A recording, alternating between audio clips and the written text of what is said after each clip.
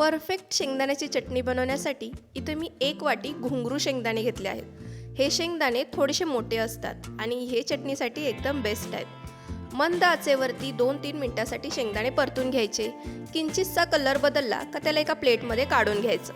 त्यानंतर ते हातावरती चोळून त्याच्या वरची टलफारं बाजूला करायची आणि ती पाकडून पूर्ण बाजूला काढून घ्यायची। जे शेंगदाणे राहिले आहेत थोडेफार टलपारं असली तरीही चालतील, ते अजून एकदा आपण भाजून घेणार आहोत। पण यावेळेस 2 चमचे तेल टाकायचं आणि तेलामध्ये 5 मिनिटांसाठी लो फ्लेमवर भाजून घ्यायचं। फ्लेम हाय करायची नाही। त्यामध्ये घालायचं थोडंसं जिरं आणि 1 लसणाचा गड्डा। लसणामुळे या चटणीला खूप छान टेस्ट येते।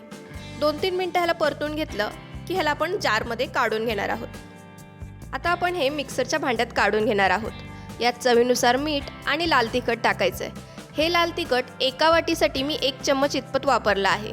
तुम्हाला हवे असल्यास तुम्ही कमी जास्त प्रमाण करू शकता। आता हे मिक्सरच्या भांड्यात बारीक करताना एक काळजी घ्यावी लागते।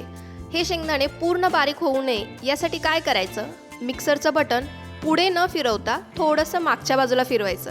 त्यांनी एका सेकंदासाठी मशीन चालू होते आणि हात सोडला का बटनही बंद होतं। त्यामुळे शेंगदाणे पूर्ण बारीक होत नाहीत। आता हे बारीक केलेले शेंगदाणे आपण अजून एकदा पॅनमध्ये परतून घेणार आहोत। अजून एकदा 1-1.5 चम्मच तेल घ्यायचं आणि त्यामध्ये अजून एकदा हे आपण परतून घेणार आहोत। 2 मिनिटांसाठी परतून घ्यायचं, जास्त वेळ परतायचं नाही, नाहीतर यातली चटणी करपते। तयार आहे आपली खमंग सोलापुरी शेंगदाण्याची चटणी।